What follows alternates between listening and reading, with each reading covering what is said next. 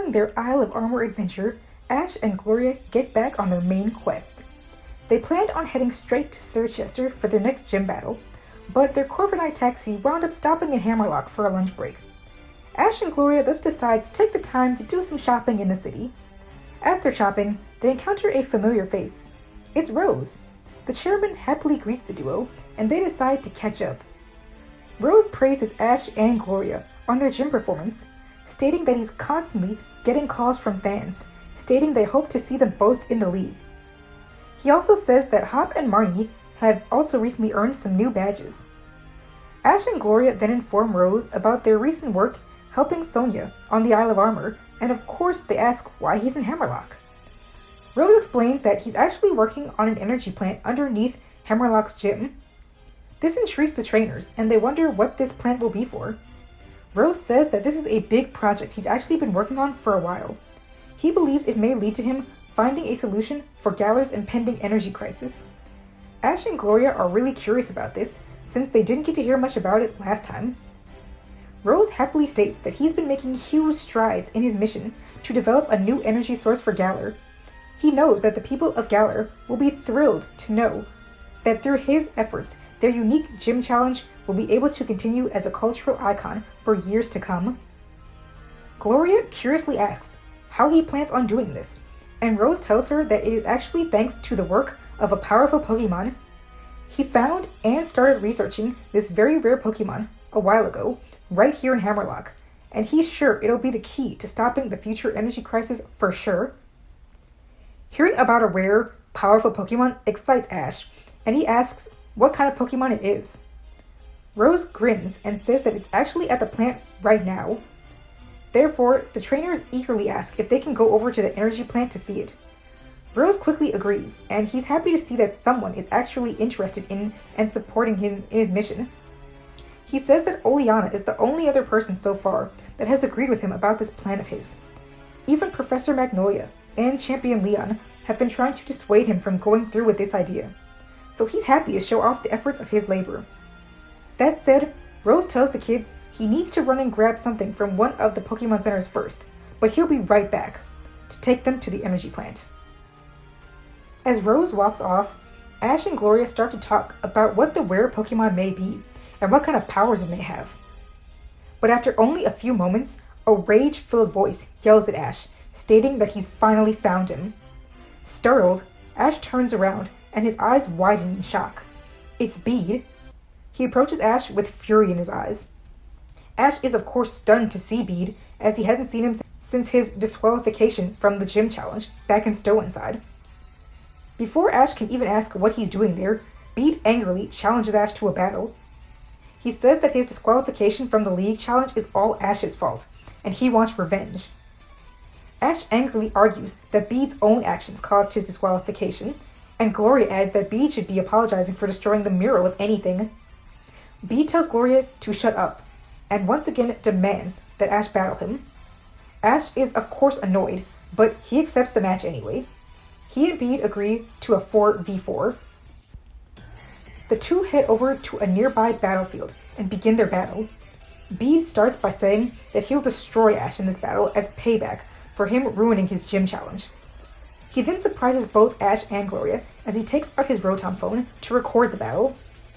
Gloria asks why he's recording, and Bead says he wants to remember this battle. It'll be his greatest achievement to wipe the floor with Ash. And as Ash frowns, Bead sends out his Duosion, while Ash calls upon Dracovish. Bead starts by commanding Reflect, which weakens the incoming crunch from Dracovish. Bead then calls for Psybeam, which does a huge blow. Gloria comments that Bead's Pokemon have clearly gotten stronger. Ash orders Officious Rend, but Duosion dodges and strikes back with Psyshock from behind, which does heavy damage. Ash tries Dragon Rush, and Bead has Duosion hold Dracovish back with its psychic powers. Eventually, the fish monster is able to make contact, but sadly the screens simply prevent him from doing as much damage. So a final powerful Psybeam sees Dracovish going down. Gloria is shocked by how quickly the mutant behemoth fell, but Ash tries not to worry. After all, it was only his first Pokemon. He goes with Carkol next, and by this time the Reflect has faded. Ash has Carkol do big damage to Duosion with Rock Slide, but surprisingly, the Pokemon still hangs on. Ash comments that Duosion has not only grown offensively, but defensively as well. Bead swaps Duosion out for his Gothorita. He orders her to use Rock Tomb, which she launches at her opponent. Ash tells Carkol to dodge, which he attempts to do, but no matter where he rolls, a giant rock stops him in his tracks. Eventually, he's surrounded by rocks. Carkol is not pleased at being trapped, and this limited mobility causes him to become angry, so he attempts to ram his body into the rocks simply to free himself. Ash tells him to calm down, but he's so upset that he can't even hear his trainer. Bead smirks and takes advantage of this. He calls for an attack, and before Carkol can even notice, Gothorita blasts him with a Psybeam. This causes him to fly backward, landing on his side. In this state, it's impossible for him to get up, so Bead finishes him off in his vulnerable state by ordering another Rock Tomb. Carkol is crushed and defeated. Ash is truly stunned now. 2 of his Pokemon down, and he's not defeated 1 yet. Gloria is especially shocked by this. She's never seen Ash this overpowered in a battle. Bead taunts Ash, telling him that he's clearly been slacking on his training. Ash grimaces. He knows he needs to get serious, so he sends in Pikachu next. Bead decides to change things up, and he strategically uses Fake Tears to weaken Pikachu's defenses. Pikachu hits off a Thunderbolt, but Gothorita strikes back with a powerful Psybeam. Not only does this Psybeam do heavy damage, but it also confuses Pikachu. With Pikachu confused, he is barely able to get off any attacks onto his opponent. Ash tries to command an Iron Tail, but Pikachu actually hurts himself in his own confusion. Bead tries to end things and orders a Psybeam, but miraculously, despite his confused state, Pikachu is able to launch a proper Electro Web to trap Gothorita. Ash commands a follow-up Quick Attack, and Pikachu goes in for this attack, but Gothorita fires a Psybeam right as Pikachu collides with her. Both are knocked out in the end. Ash cannot believe this. He only has 1 Pokemon left, while Bead still has 3. Bead smirks and tells Ash that he may as well give up now. There's no way he can win this. But Ash doesn't give up. He can't. He only has 1 Pokemon left he can use, and he chooses Corviknight. Bead tells Ash that he'll take great delight in defeating one of his fan-favorite Pokemon. Duosion is sent out again and sets up a Reflect, while Corviknight charges in with his signature Retaliate. Right before Corviknight makes contact, he's hit with a close-range Psyshock. Though the Reflect is up, Duosion has taken far too much damage from the earlier battle with Dracovish, so he goes down from the single attack from the large bird. Ash cheers, thrilled to have taken down another Pokemon. Bead tells him not to get too happy though, then sends out his Galarian Ponyta.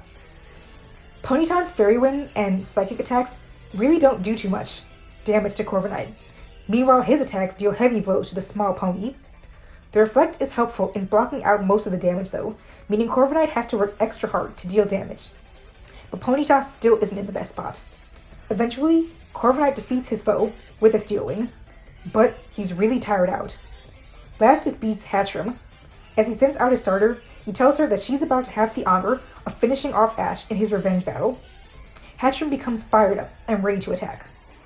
Ash, on the other hand, is ready to quickly end the battle, so he commands Corviknight to wrap things up with one final move. Corviknight starts to charge up a Sky Attack, but this is where Bead smirks. He has Hatchrim fire Thunder Wave, and Corviknight becomes completely immobilized. Ash calls for Corviknight to break free, but sadly he can't do anything to execute his attack. He's essentially frozen as electricity courses through his body. It's over now, Bead says, right before he orders the perfect attack against the Steel-type Corviknight. Mystical Fire. Ash and Gloria gasp, but that's all they can do as Corviknight is engulfed in flames. Ash calls out to his Pokemon, but sadly it's too late.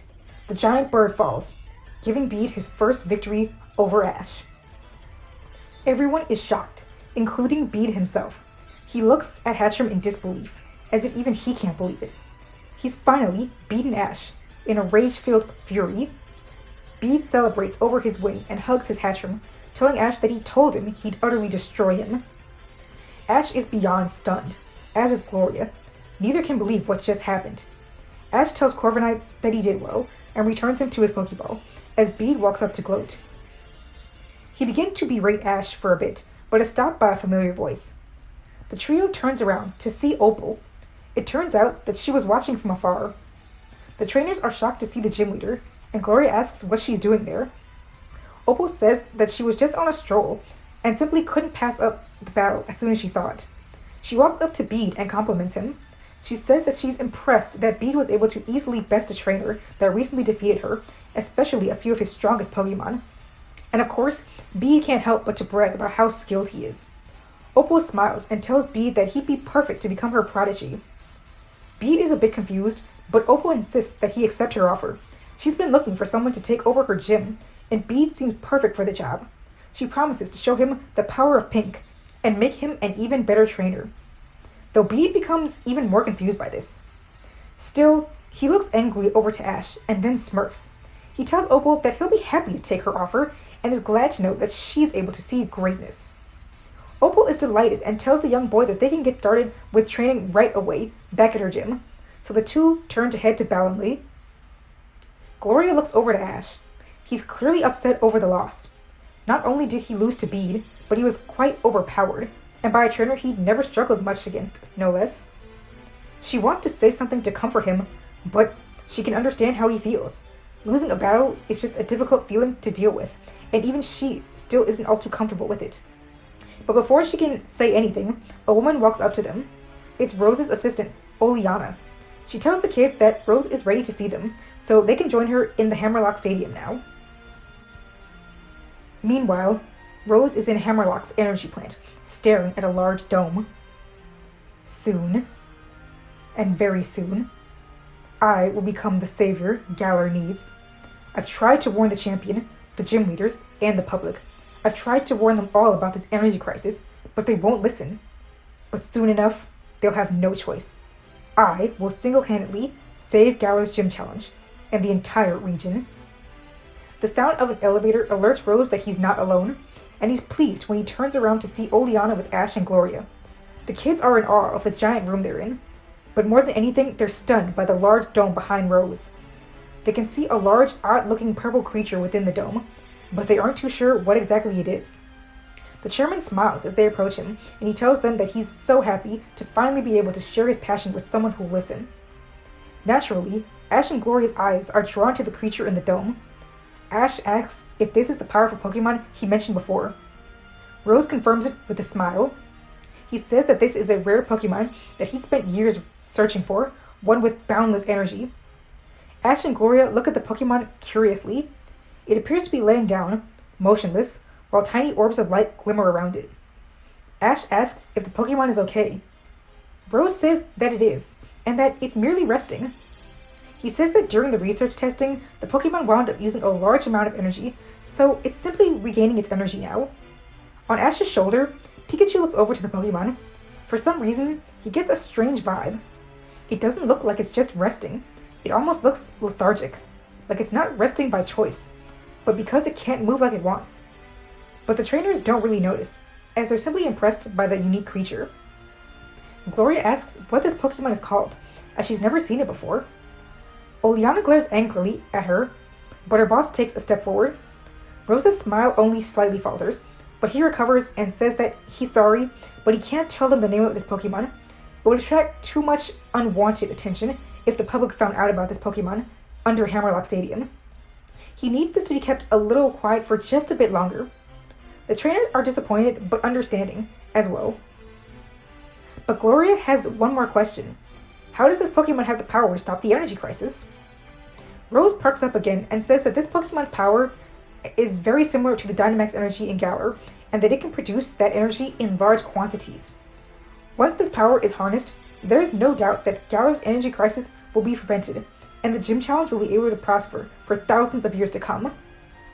The trainers look excited, and they say that they hope everything will work out, as Galar's gym challenge is far too unique to lose because of a mere lack of power. Rose tells them that he surely hopes so as well. Oleana then escorts the trainers out of the plant. Rose grins once more and puts a hand on the glass dome. Soon, Eternatus, we will forge a path to greatness.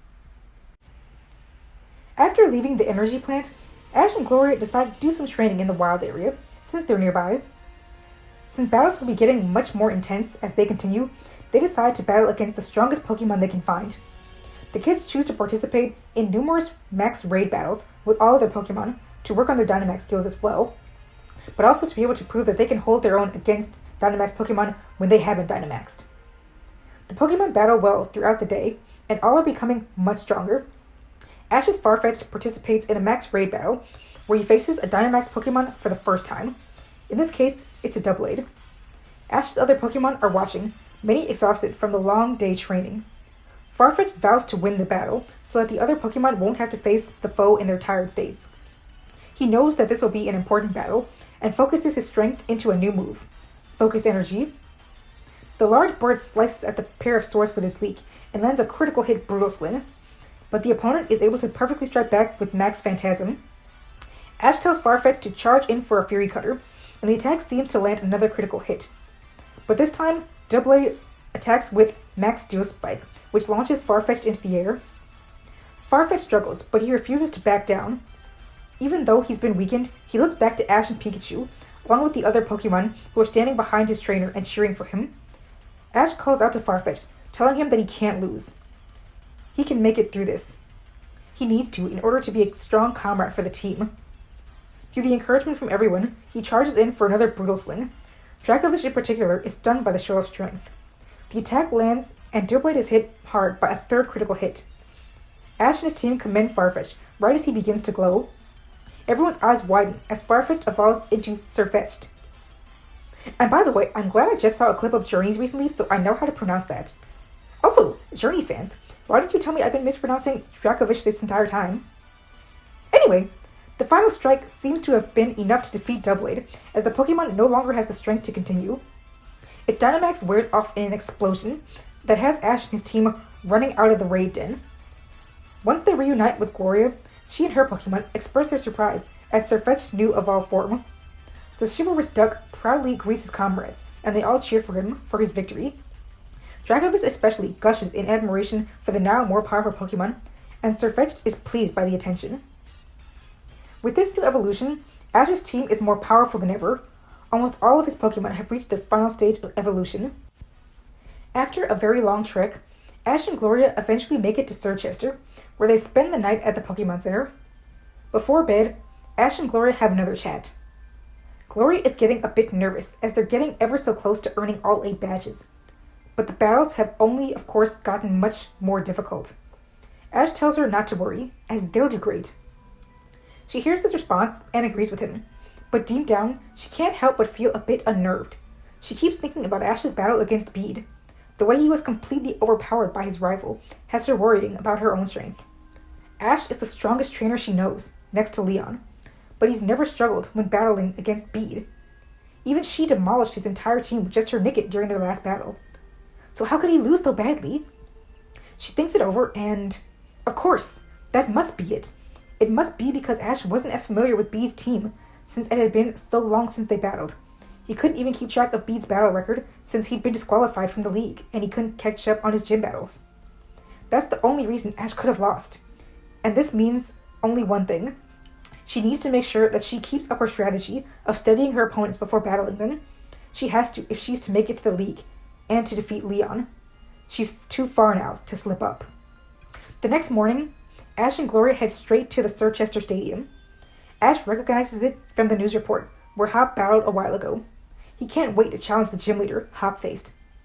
Only, when they get to the gym, they learn that, just like at Stow-on-Sod, there are actually 2 gym leaders, a mother and son named Melanie and Gordy. Ball Guy explains that Melanie and Gordy are currently swapping their gym time, as Alistair and Bead did, since it's still not been decided who will be in the Major League. Even though the gym challenge is nearly wrapping up at this point and the league is right around the corner, but whatever.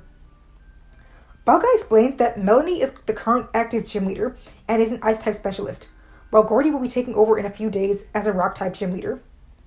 After hearing of their type specialties, Ash decides to challenge Gordy, while Gloria goes with Melanie, meaning for the first time in a while, Gloria will actually be having her gym battle first. Gloria decides to spend the rest of the day learning all about Melanie's battle style. Ash, on the other hand, decides to do some good old-fashioned training. He asks if Gloria will join him at all, but she insists that it's more important to learn everything she can about the gym leader so that she'll know her opponent and what she'll have coming for her. Ash isn't too sure about this. With his recent loss against Bead, training is the only thing on his mind. But he decides that Gloria knows what's best for her own battles. Gloria gets up bright and early to challenge Melanie the next morning. The two meet in the center of the battlefield. Melanie tells Gloria that she's seen her battles all over the news lately, and she's impressed by her. In fact, she was hoping she'd be able to take on the prodigy trainer one day. In particular, Melanie is impressed by Gloria's arc result. Gloria thanks Melanie and is honored to hear an Ice-type gym leader compliment her on her Ice-type.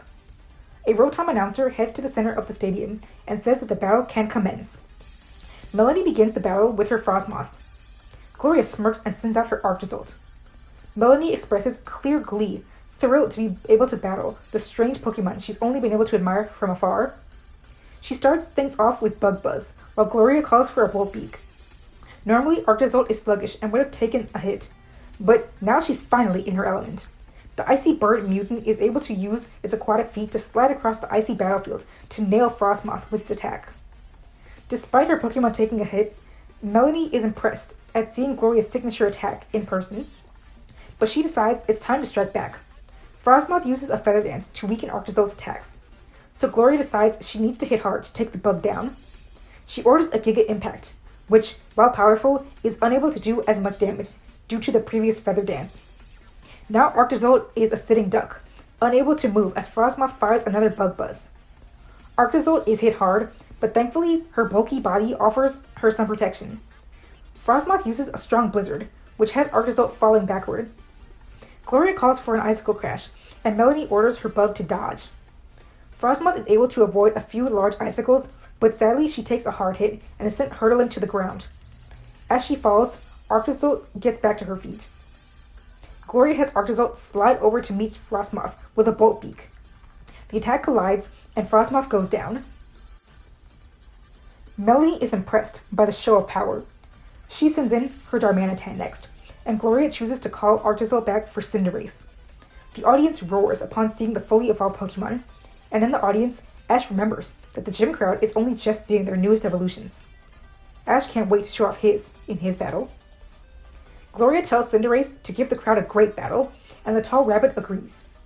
Gloria calls for a Blaze Kick, but Melanie uses Icicle Crash to block Cinderace's path with giant spears of ice. In an attempt to dodge the ice, Cinderace hops around as quickly as she can, but she ends up slipping on the ice and slamming into the wall of the gym. This has the crowd gasping in horror. Pikachu calls out to Cinderace, who groans in pain. At this moment, Melanie takes the opportunity to strike. She has Darmanitan run over to grab Cinderace and hit her with a powerful headbutt. Cinderace takes a strong hit to the noggin and topples down in dizziness. Gloria commands Cinderace to use her new Pyro Ball attack, but she struggles in her dizzy state. She is eventually able to launch the attack, but Melanie tells Darmanitan to use the ice blocks from the Icicle Crash as a shield. Gloria then has Cinderace jump atop the ice blocks to take aim at Darmanitan and hit Mega Kick. Darmanitan strikes back with a Fire Fang, gnawing furiously at Cinderace's leg. Gloria tells Cinderace to use Blaze Kick with her other leg, shocking Melanie and the audience. Cinderace lands the attack, which is able to knock Darmanitan out. The crowd cheers and Gloria feels happy. This is such a contrast from the beginning of her and Ash's journey. She feels more encouraged to win the battle, thanks to the audience's cheers. Melanie sends her Ice Cue in next, and Gloria leaves Cinderace in the match. She calls for a Blaze Kick, but oddly enough, Melanie doesn't command her Pokemon to dodge. As such, the attack hits Ice Cue square in the face. But to Gloria's shock, it seems to have done no damage.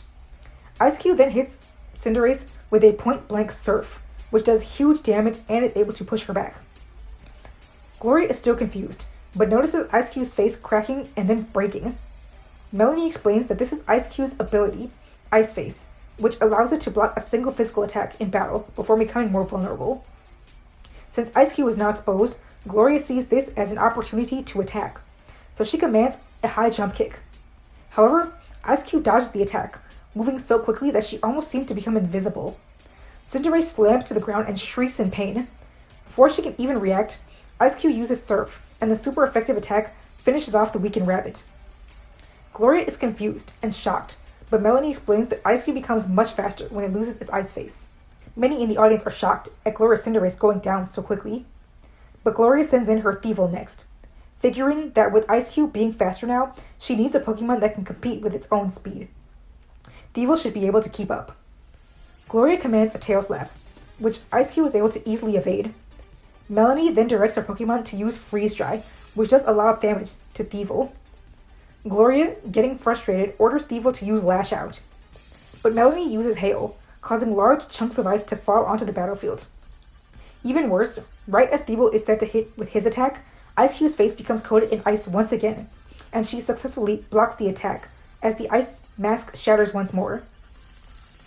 The audience cheers and Gloria is shocked over how the ice face came back. Melanie explains that Ice Phase isn't a one-time ability, it can reform in Hail. Gloria becomes even more irritated and demands that Thievul destroy that ice face. She calls for Thief, but the now speedy ice type slides across the ice to avoid the attack. Thievul chases after Ice Cube, but he simply isn't as coordinated on the ice as Ice Cube is. He slips and slides several times and winds up slamming into one of the icicles on the field. Ash calls out to Thievul, telling him to hang in there. Melanie calls for a Surf, which strikes the fox and has him howling in agony. Gloria asks Thievul if he's okay, and he shakes himself off and nods. Gloria tells her Pokemon to use Foul Play as he rushes in. Melanie orders Freeze Dry. Thievul's fur is still soaking wet from the previous attack, so when the ice cold attack hits him, he's in unimaginable pain. His body slowly starts to freeze and he can barely move. Gloria begs for him to break free, but the fox is stationary. A final icy wind defeats Gloria's Pokemon. The audience is stunned, both Gloria and Melanie fans alike. Ash's jaw drops, and Pikachu shivers in fear. Gloria is internally stressing, as Ice Cube has now defeated 2 of her Pokemon. She glares at the gym leader, who has a proud smirk on her face. This battle is far more difficult than Gloria expected.